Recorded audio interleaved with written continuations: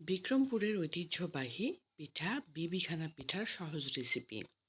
Hello everyone, welcome back to আসফিস kitchen. আজ আপনাদের সঙ্গে শেয়ার করব কিভাবে বিবিখানা পিঠা খুব সহজেই তৈরি করা যায়। যারা নতুন রাঁধুনি আমার এই রেসিপিটি দেখে তারাও খুব সহজে বিবিখানা পিঠা তৈরি করতে পারবেন। তাহলে দেরি না করে আসুন ঝটপট দেখে নেই। 1 লিটার দুধ ঘন করে জাল করে হাফ লিটার করে নিয়েছি এবং এই নর্মাল দুধের মধ্যে দিয়ে দিচ্ছি পাটালি গুড়। গুড়টাকে ছোট ছোট করে নিয়েছি, তাহলে খুব সহজে গলে যাবে। এখন ভালো করে মিশ্রণটা তৈরি করে দুধের সঙ্গে গুড় মিশিয়ে এখানে একে একে বাকি উপকরণগুলো দিয়ে দিব।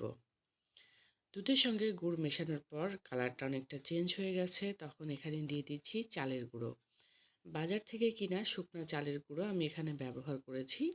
2 কাপ ব্যবহার করব, তবে একবারে ব্যবহার করব না। প্রথমে 1 কাপ ব্যবহার করে নাড়াচাড়া করে মিশিয়ে তারপর আবার আমি বাকি 1 কাপ দিব। আর শুধু চালের গুঁড়া দিলে কিন্তু পিঠাটা সফট হয় না। আমরা যদি সামান্য পরিমাণ ময়দা ব্যবহার করতে পারি 1 মুঠের মতো, তাহলে কিন্তু পিঠাটা সফট হবে। আর দিয়ে দিচ্ছি নারকেল কোড়ানো। নারকেলের পরিমাণটা যদি বেশি হয় সেক্ষেত্রে কিন্তু পিঠাটা বেশি টেস্টি হয়। আমি এখানে 2 কাপের মতো নারকেল ব্যবহার করেছি। এই পিঠায় নারকেলটা দিলে টেস্ট বহুগুণে বেড়ে যায়। নারকেলটা অবশ্যই দিতে হবে। এখন খুব আস্তে আস্তে সাবধানে মিশ্রণটাকে মিশিয়ে নিতে হবে। ভালো করে আমি মিশ্রণটা মিশিয়ে নিয়েছি। মিশ্রণটা মিশিয়ে নেওয়ার পর এখানে আমি 1 চিমটি লবণও ব্যবহার করেছি, তাহলে পিঠাটা ব্যালেন্স ভালো থাকবে। এবং 1 ঘন্টা যদি আমরা একটু রেস্টে রেখে দিতে পারি তাহলে কিন্তু পিঠাটা সেট হয়ে যাবে।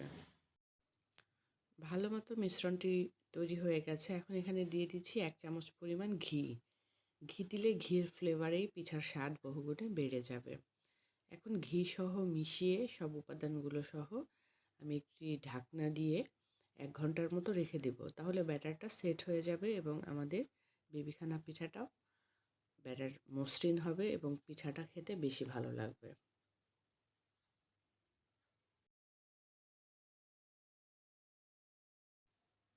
1 ঘন্টা পর যখন ব্যাটার রেডি হয়ে গেছে, তখন আমি ঢাকনাটা তুলে এখানে হ্যান্ড বিটার দিয়ে একটু ভালো করে বিট করে নিলে মিশ্রণটা আরও মসৃণ হবে। একটু বিটার দিয়ে বিট করে নিলাম।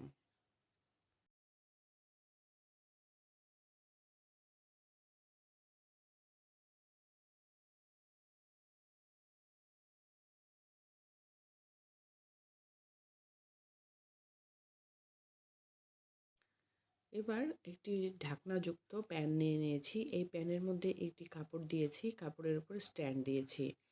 আর 3 ভাগের 1 ভাগ পরিমাণ পানি, অর্থাৎ 2 কাপের মতো পানি দিয়েছি, যেই পানিতে ভাপে পিঠাটা রেডি হবে। এই পানিতেই আমি স্ট্যান্ডের উপর বসিয়ে দেব বাটি। একটি বাটি রেডি করে নিয়েছি এবং বাটিতে তেল বা ঘি ব্রাশ করে নিতে হবে। তাহলে পিঠাটা যখন উঠবে খুব ভালো মতো উঠে যাবে, আর ঘি দিলে ঘির ফ্লেভারে ভালো লাগবে খেতে। এবার আমি যে ব্যাটার রেডি করেছি আস্তে আস্তে সাবধানে এই ব্যাটারটা এখানে দিয়ে দিতে হবে। আর ব্যাটার দেওয়ার আগে একটু নাড়াচাড়া করে এই কারণে আমি বিট করে নিয়েছি। সম্পূর্ণ ব্যাটার দেওয়ার পর সমানভাবে ব্যাটারের গায়ে একটু টোকা দিতে হবে যেন সমানভাবে ব্যাটারটা বসে। সম্পূর্ণ ব্যাটার দেওয়ার পর বাটি যেহেতু ঢাকনাযুক্ত, ঢাকনা দিয়ে বসিয়ে দিতে হবে। চারপাশে একটু টোকা দিয়ে ট্যাপ ট্যাপ করে তারপর আমি ঢাকনা লাগিয়ে পিঠাটা আমি বাটিতে বসিয়ে দিচ্ছি।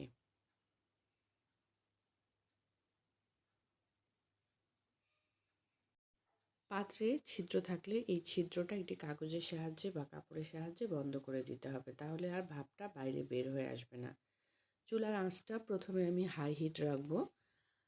হাই হিট রাখার পরে আস্তে একটু কমিয়ে দেব। মিডিয়াম আঁচে আমি পুরা 1 ঘন্টার মতো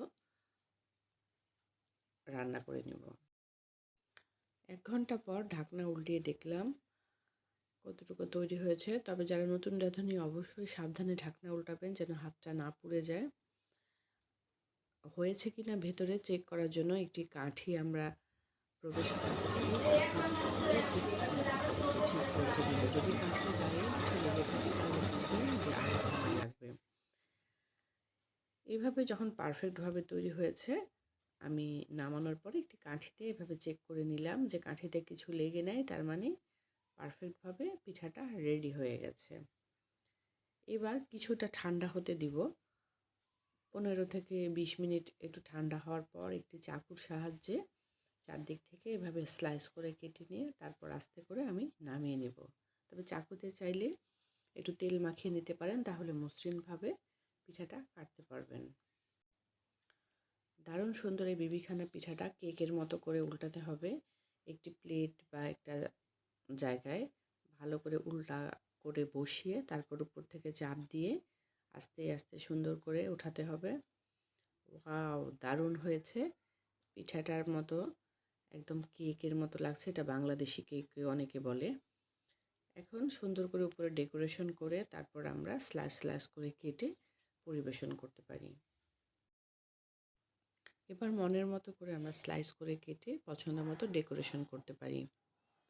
খুব সহজেই রেডি হয়ে গেল সুস্বাদু বিবিখানা পিঠা। এবং পারফেক্টভাবে এই বিবিখানা পিঠাটা এভাবে তৈরি করে দেখুন কতটা সফট হয়েছে। আর একটু ঠান্ডা করেও খেতে পারবেন বা গরম গরমও খেতে পারবেন। আমার ভিডিওটি কেমন হয়েছে কমেন্ট বক্সে অবশ্যই জানাবেন। বেশি বেশি লাইক এবং শেয়ার করবেন।